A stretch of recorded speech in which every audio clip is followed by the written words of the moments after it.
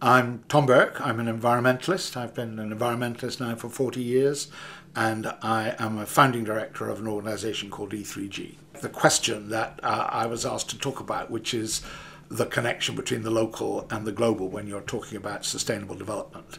And that question is one that's been a particularly important issue for me, partly because we've in a way, governments have become so inept at handling these issues, we need to start rebuilding a lot of our response from the bottom up. What's at stake for people in the communities in which they live is stability, is their ability to bring up their families, take care of their gardens, do all the things that they like to do in a world which retains prospects for their children to carry on and have better lives. That's what's at stake here. What's at stake is not, as it were, nature. Nature will be fine. What's at stake are the kind of quality of life, standard of living that people have come to expect.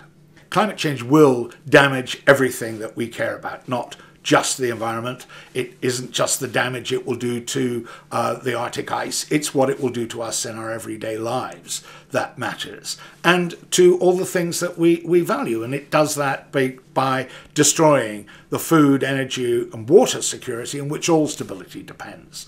People don't seem to yet have grasped, governments don't seem to have grasped, that a changing climate makes it more and more difficult and eventually impossible to maintain food, energy and water security.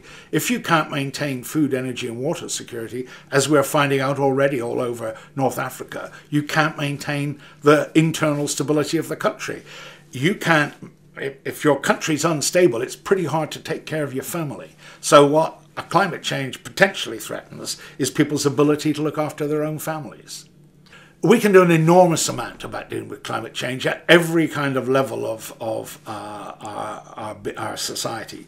First thing everybody can do right away is join in with doing things to make their own energy use low carbon. They can do that right away, and to gather together with others in their communities to do things together so that you're not simply on your own doing it, and that will help you deal with your energy bills as well. So insulating your house, taking advantage of subsidies for photovoltaics.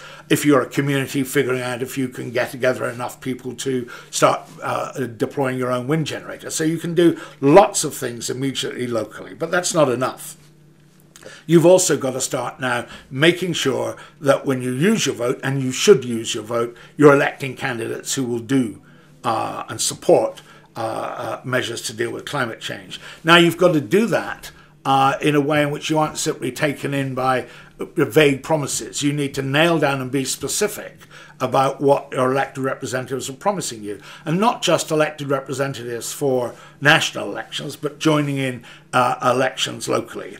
I think we have, for far too long in the environmental community, been a protest movement where you think if you make a fuss, politicians will pay attention. My observation is that politicians aren't paying attention, and what you need now is to go beyond protest and to start really having an impact on who's in power. And if that means voting for a green politician, vote for a green politician. Neither localism nor globalism are green just by definition. They're green because you make them green. And you have to do both. There's no way anymore in a world of 8 billion people that you can separate the local from the global. The global will intervene and overwhelm the local if you don't also act globally.